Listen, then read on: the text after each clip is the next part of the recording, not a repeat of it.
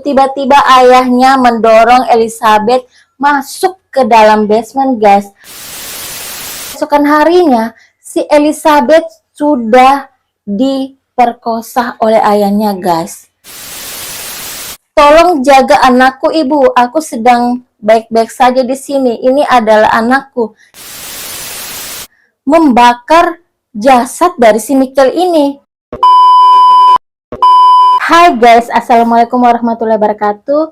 Apa kabar kalian hari ini? Aku doain kalian selalu sehat, bahagia, dan pastinya selalu dilindungi oleh Allah Subhanahu wa Ta'ala. Bagi yang pertama kali nonton video YouTube aku, perkenalkan, nama aku Cia dan ini adalah video YouTube kedua aku. Jadi pastikan kalian bantu support aku dengan cara subscribe, komen, share, dan jangan lupa like-nya ya.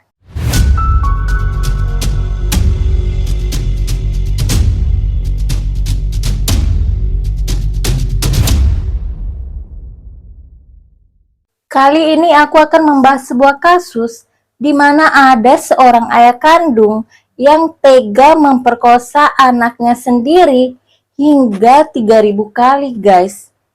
Bukan hanya itu, sang ayah ini tega mengurung dan menyekap anaknya selama 24 tahun di basement rumah mereka sendiri tanpa diketahui oleh siapapun. Bagaimana ceritanya? Mari kita bahas. Pada tahun 1966, tepatnya tanggal 6 April, lahirlah seorang anak perempuan, guys, bernama Elizabeth Frizzell dari orang tua bernama Joseph Frizzell dan ibunya Rosemary Frizzell. Elizabeth ini tumbuh seperti anak-anak biasanya, bermain, bersekolah, sampai akhirnya ia mulai beranjak dewasa. Ia pun mengambil kursus khusus waitress profesional, guys, karena Elizabeth ini merasa sudah dewasa, ia ingin bekerja. Tapi pada tahun 1983, tepatnya pada bulan Januari, si Elizabeth ini kabur dari rumah, guys, dan tentu saja keluarganya itu panik, kemudian melaporkan ke polisi. Selang 3 minggu pencarian Elizabeth ini pun ditemukan oleh pihak kepolisian. Dan saat di kantor polisi ada hal mengejutkan yang diutarakan oleh Elizabeth, guys, di mana katanya ia pernah diperkosa oleh ayahnya sendiri pada saat usianya 11 tahun. Tentu saja ayahnya ini mengatakan kalau Elizabeth ini berbohong. Karena ayahnya Elizabeth ini mengatakan Elizabeth ini berbohong, polisi pun mempercayai saja. Mungkin itu hanyalah bualan-bualan dari seorang anak yang baru saja ketahuan kabur oleh keluarganya. Jadi polisi pun mengizinkan Elizabeth pulang bersama kedua orang tuanya, guys. Sampai akhirnya mimpi buruk pun terjadi kepada Elizabeth, di mana tepatnya pada tanggal 26 Agustus 1984, ayahnya ini mengajak Elizabeth untuk membantunya memperbaiki pintu di basement, guys. Dan Elizabeth ini pun bertanya-tanya, selama ia tinggal di rumahnya, ia tidak pernah sekalipun melihat ada sebuah basement di dalam rumahnya, guys. Ia pun mengikuti ayahnya ke basement bawah tanah untuk memasang pintu di basement itu, guys. Saat ayahnya sudah selesai memasang pintu di basement itu, tiba-tiba ayahnya mendorong Elizabeth masuk ke dalam basement, guys. Lalu menutup hidung dan mulut Elizabeth dengan sapu tangan yang sudah diberi cairan kimia. Cairan kimia itu adalah obat bius yang dulu dipakai orang-orang di sana untuk membius pasien saat akan dioperasi, guys. Dan tentu saja si Elizabeth ini pingsan seketika dan tak sadarkan diri. Pada keesokan harinya, si Elizabeth sudah diperkosa oleh ayahnya, guys. Dan lebih mirisnya lagi, si Elizabeth ini diikat tangannya selama 6 bulan oleh ayahnya sendiri, guys. Setelah 6 bulan, baru ayahnya ini mau melepaskan ikatan tangan dari si Elizabeth. Dalam waktu yang berbulan-bulan itu, si Elizabeth ini terus-terusan saja diperkosa oleh ayahnya guys, tanpa ampun. Dan tentu saja Elizabeth ini tidak dikeluarkan dari basement itu guys. Menyedihkan sekali ya. Hingga pada bulan November 1986, Elizabeth ini mengandung anak pertama dari ayah kandungnya sendiri guys.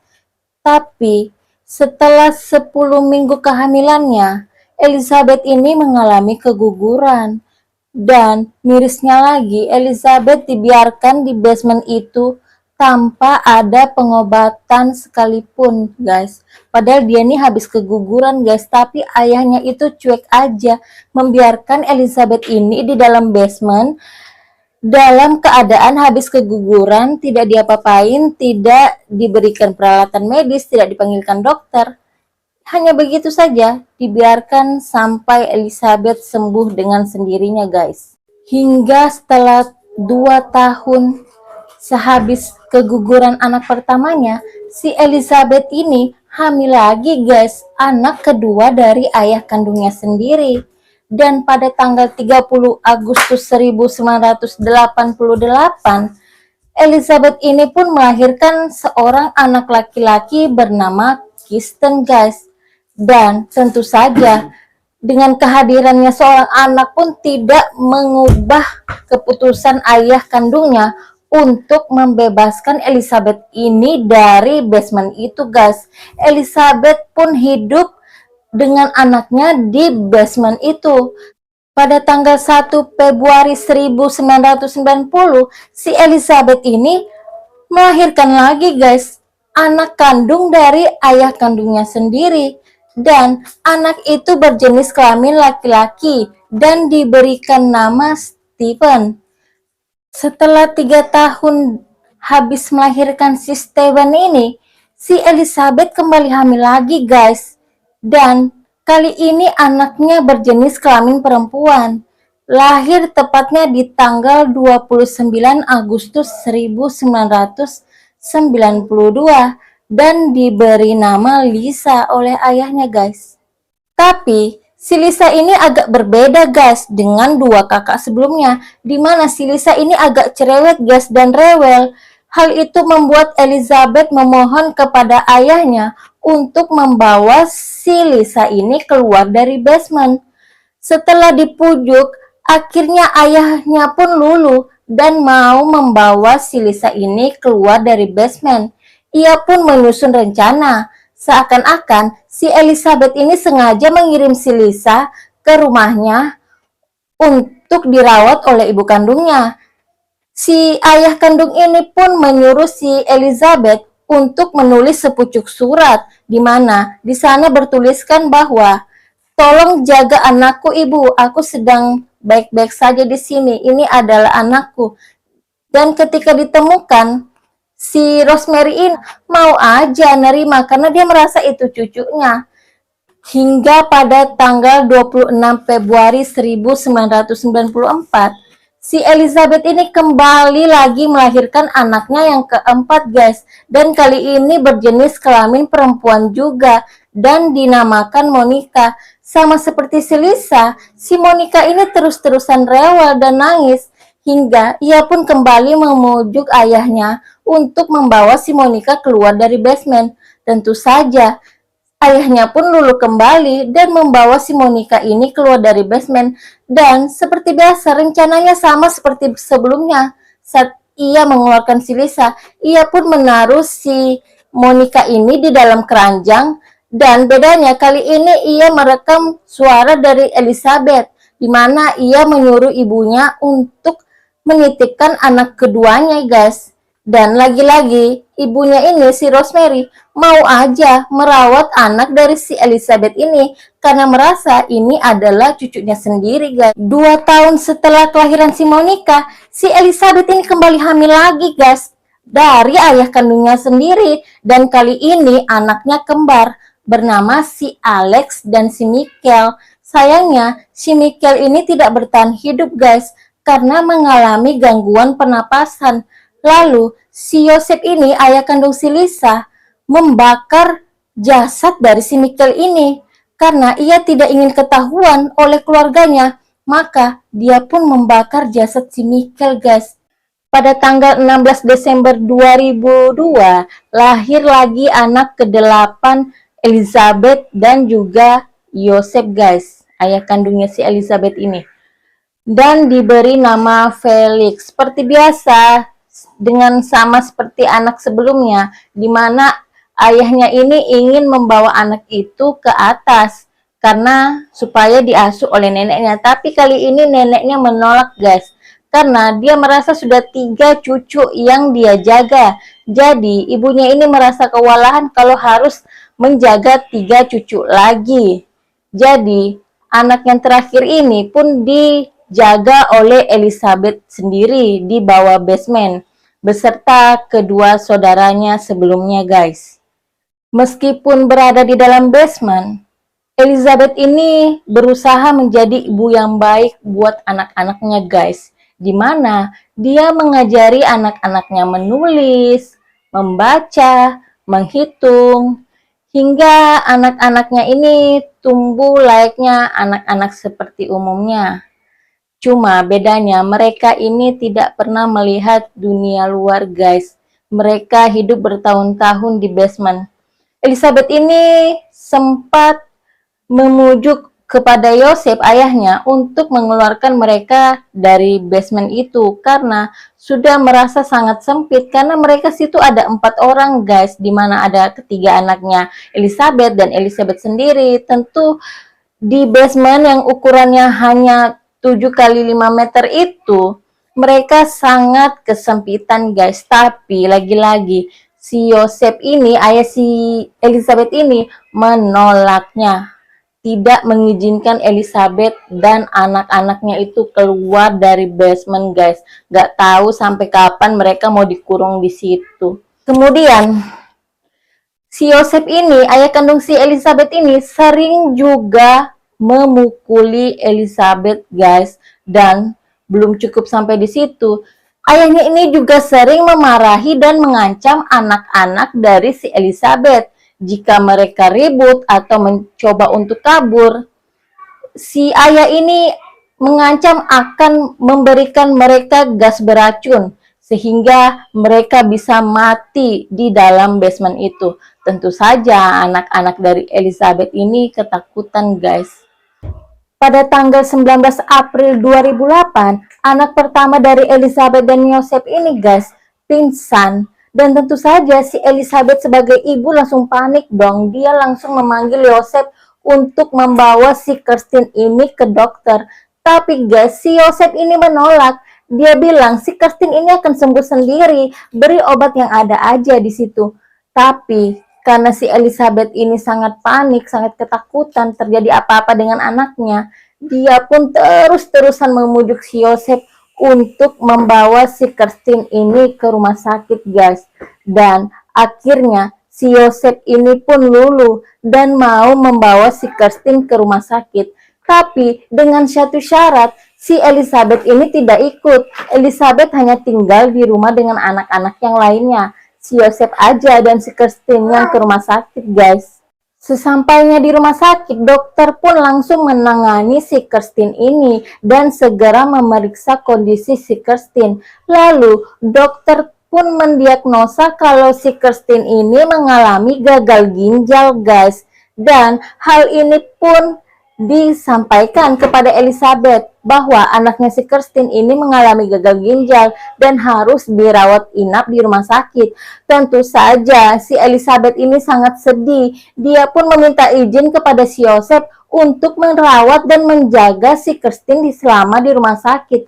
Tapi lagi-lagi si Yosef ini bersikeras tidak mau guys. Dia nggak mau si Elizabeth ini keluar dari basement. Karena terus-terusan dipujuk dan dipaksa, akhirnya si Yosef ini pun mengizinkan si Elizabeth untuk menjaga anaknya si Kirsten itu di rumah sakit guys. Saat si Kirsten ini sudah siuman dari pingsannya, dokter mulai menanyakan apa yang terjadi kepada si Kirsten ini, guys. Sekedar informasi, si Kirsten ini sudah berumur 20 tahun. Saat ditanya, tentu saja si Kirsten ini sangat ketakutan, guys, dimana dia tuh tidak pernah ngobrol dengan orang lain selain ibunya. Dokter mencurigai ada ketidakberesan dengan si Kirsten ini, di mana si Kirsten ini tidak seperti anak-anak lainnya, guys. Karena terus-menerus ditanyakan oleh dokter, si Kirsten ini akhirnya mau menjawab semua pertanyaan dokter, guys. Dan tentu saja dokter ini segera memanggil polisi untuk menangkap si Yosef. Dan pada saat itu juga si Elizabeth ini ke rumah sakit, guys. Di rumah sakit pun si Elizabeth ini langsung ditanyakan oleh dokter tentang apa yang terjadi kepada dirinya. Dan tentu saja pihak kepolisian pun datang ke rumah sakit itu, guys. Saat ditanyakan, si Elizabeth ini memberikan syarat, guys. Ia akan mau mengakui semuanya apa yang terjadi dengan dirinya selama bertahun-tahun, asalkan ia dan anaknya yang ada di basement rumah itu dilindungi oleh pihak kepolisian. Akhirnya pihak kepolisian pun berjanji akan melindungi Elizabeth dan juga anak-anaknya yang masih di basement. Setelah itu, Elizabeth pun mulai menceritakan asal mulanya ia disekap, asal mulanya ia dikurung, dan apa yang terjadi selama 24 tahun dengannya. Karena pengakuan Elizabeth ini, pihak kepolisian pun segera mendatangi rumah Elizabeth, guys. Dan di sana mereka segera mengamankan Yosef dan juga mengamankan anak-anak Elizabeth yang masih ada di bawah basement. Tentu saja ibunya si Elizabeth ini kaget dan shock karena ia sama sekali tidak tahu bahwa Elizabeth selama ini yang dinyatakan hilang dan kabur ternyata ada di bawah rumah mereka sendiri, guys. Ayah Elizabeth pun diamankan oleh pihak kepolisian. Ia pun dijadikan tersangka pemerkosaan, penyekapan, dan penganiayaan. Yosef, ayah si Elizabeth ini melakukan pembelaan diri. Dia mengatakan dia hanya memberikan pelajaran kepada si Elizabeth karena si Elizabeth ini anak yang bandel. Tapi pihak kepolisian tidak menerima alasan itu, guys. Si Yosef ini, ayah kandungnya si Elizabeth, pun diberi hukuman seumur hidup. Elizabeth mendapatkan perawatan dari dokter beserta anak-anaknya, guys. Mereka juga diberikan perlindungan oleh pihak kepolisian. Bukan hanya itu, mereka juga didampingi oleh psikolog dan psikiater untuk menyembuhkan rasa trauma yang mereka alami selama di dalam basement itu, guys. Dan si Elizabeth ini akhirnya pun menikah dengan seorang pria yang sebelumnya menjadi bodyguard dari si Elizabeth. Anak-anaknya juga hidup seperti anak-anak normal lainnya dan Elizabeth ini diberikan identitas baru, guys. Dan tidak ada yang mengetahui siapa sekarang identitasnya Elizabeth. Elizabeth ini bisa hidup normal seperti orang-orang lainnya, guys. Sungguh kisah yang menyedihkan sekali ya, guys, dimana kita mengharapkan ayah itu menjadi ayah yang terbaik buat kita, selalu melindungi, selalu menyayangi kita dengan tulus. Tapi ayah Elizabeth ini sangat berbeda dengan ayah pada umumnya. Dia sangat jahat dimana dia mengambil kehormatan anaknya sendiri, mengambil kebebasan anaknya, dan juga selalu menyiksa anaknya selama 24 tahun, guys. Pelajaran yang bisa kita ambil dari kasus ini adalah kita harusnya lebih bersyukur, guys. Jika kita mendapatkan ayah yang penyayang, selalu melindungi kita, selalu mencintai kita. Tidak seperti Elizabeth yang sangat malang, guys. Semoga Elizabeth di kehidupannya sekarang menjadi lebih bahagia dan anak-anaknya juga selalu sehat ya, guys. Amin. Sekian video dari aku, guys. Next kita akan bahas kasus apa lagi. Tetap support aku dengan cara subscribe, comment, share, dan like ya.